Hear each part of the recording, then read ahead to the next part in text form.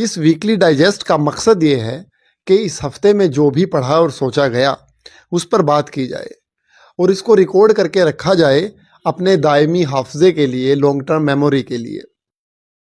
तो इस हफ्ते मैंने मोटे तौर पर दो चीज़ें पढ़ी।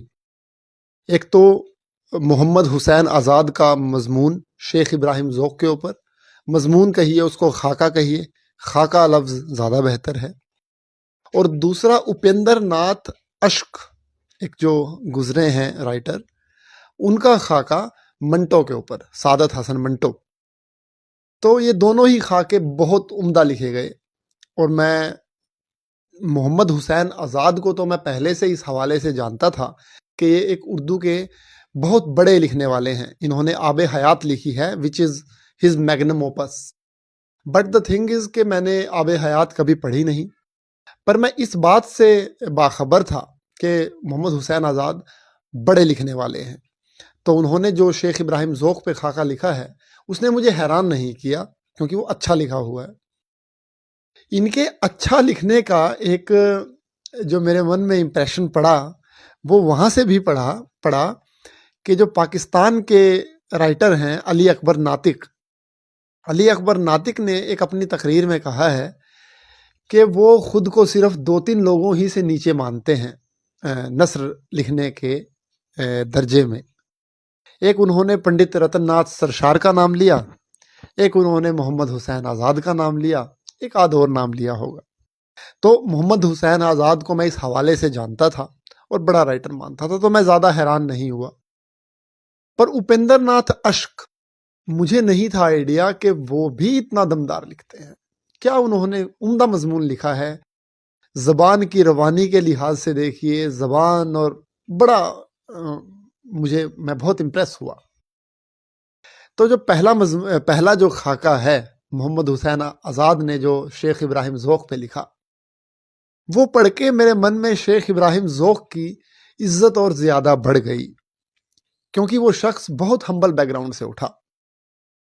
उनका कहीं दिल्ली में जो काबुली दरवाज़ा है उसके आसपास कहीं घर था, और वहीं से वो उठे, और उठते उठते एक ज़माना ऐसा आया जब वो बहादुर शाह ज़फ़र, जो कि आखिरी मुग़ल बादशाह थे, उसके उस्ताद बने। इसके बरक्स अगर हम गालिब को देखें तो गालिब काफ़ी प्रिविलेज्ड बैकग्राउंड से था कंपैरेटिवली। उसके रिश्ते भी काफ़ी अच्छे नवाबी घरानों में थे। और गालिब और ज़ौक़ की जो राइवलरी हमें मिली है, ख़ासकर 1840 और 1850 के दशक में ये ज़्यादातर चली, तो इस राइवलरी ने हमें बहुत उम्दा तसनीफ़ दोनों की दी हैं।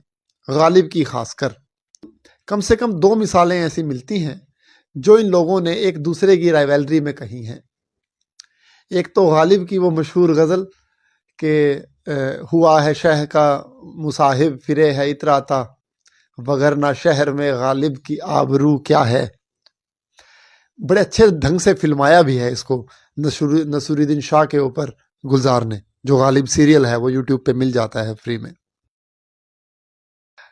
इसके अलावा एक गालिब ने एक सहरा कहा था एक बार, और सहरे के आखिर में उन्होंने एक शेर ऐसा कहा कि वो ज़ौक़ को एक चैलेंज था। वो शेर ये था, हम सुखन फहम हैं गालिब के तरफ दार नहीं, देखें जो कह दे कोई इससे बढ़कर सहरा। वो सहरा उन्होंने कहा था, और फिर ज़ौक़ ने उसके जवाब में उससे भी बेहतर सहरा कहने की कोशिश की। कुछ यूं है उसका मक्ता, देखो यूं कहते हैं सुखनवर सहरा वगैरह। आया तो बेगम की ईमा से मिर्ज़ा गालिब ने यह सहरा कहा, खुश होए बख्त की है आज तेरे सर सहरा, बान शहजाद जमा बख्त के सर पर सहरा। रुख पे दूल्हा के जो गर्मी से पसीना टपका, है रगे अब्र गुहर बार सरासर सहरा।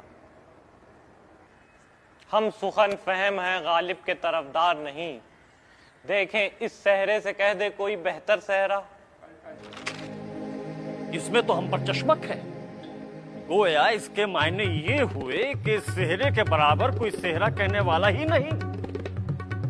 इब्राहिम मियां, हमने तुम्हें उस्ताद और मुल्कुल शौरा का खिताब दिया है, यह सुखन फहमी से बईद है। बल्कि तरफदारी है। ये देखो, हम सुखन फहम हैं, गालिब के तरफदार नहीं। देखें इस सहरे से कह दे कोई बेहतर सहरा।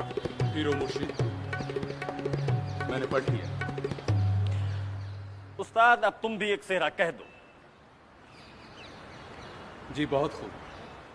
भाई अभी कह दो। जी हुजूर।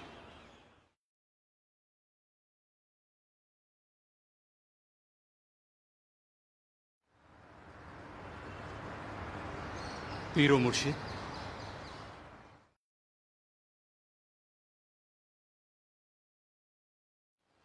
माशाअल्लाह माशाअल्लाह, भाई बहुत खूब। ए जवां बख्त मुबारक तुझे सर पर सेहरा, आज है अमनो सादत का तेरे सर पर सेहरा।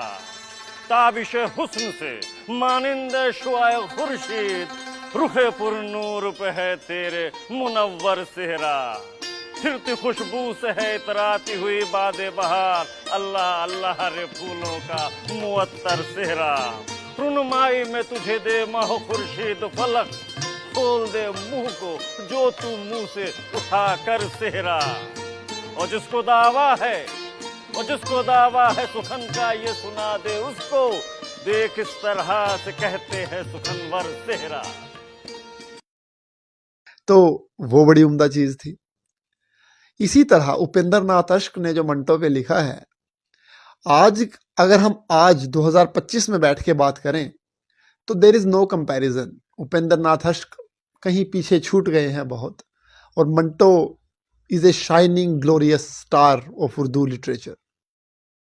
पर जिस ढंग से उपेंद्र नाथ अश्क ने खाका लिखा है मंटो के ऊपर, इससे ऐसे लगता है कि 1940 वगैरह के आसपास, जबकि चीज़ें, बहुत सी चीज़ें हिस्ट्री सेटल करती है, जब तक वो चीज़ें करंट में थी, रिसेंट में थी, कंटेम्प्रेरी थी, तो उपेंद्र नाथ अश्क खुद को एक अच्छा खासा कंपटीटर मंटो का मानते थे, और उनके पास मानने की वजूहात भी थी। इन दोनों की भी राइवलरी थी। वो राइवलरी बहुत पर्सनल भी थी।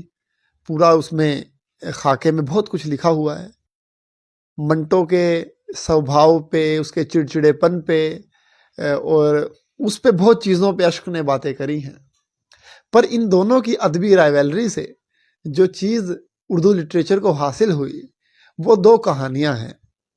मंटो की कहानी ब्लाउज, और उपेंद्र नाथ अश्क की कहानी उबाल। दोनों ही कहानियां एक साथ लिखी गई थी और एक दूसरे को चैलेंज दे के लिखी गई थी। चैलेंज किस बात का? दोनों ने इस बात का चैलेंज किया था कि मैं तुमसे बेहतर कहानी लिख के दिखाऊंगा। तो दोनों ने एक थीम डिसाइड की। वो थीम ये डिसाइड हुई कि नौकरों के सामने मकान मालिक और मकान मालकिन का बेतकल्लुफी से एक दूसरे से प्यार करना और बेतकल्लुफी से एक दूसरे से बातें करना, और उनका नौकरों की जहनियत पर क्या असर पड़ता है। क्योंकि बहुत बार ऐसा होता है कि हम अपने नौकर को एक इंसान ना समझ के उसको एक ऑब्जेक्ट समझ लेते हैं, तो उसके सामने हम कैसा बिहेव करते हैं, कितना प्राइवेट लाइफ को उजागर करते हैं, बहुत बार पर्दे का ख्याल नहीं रहता। लेकिन नौकर बीइंग ए पर्सन सब देखता है, उसके जहन पे चीज़ों का असर भी पड़ता है।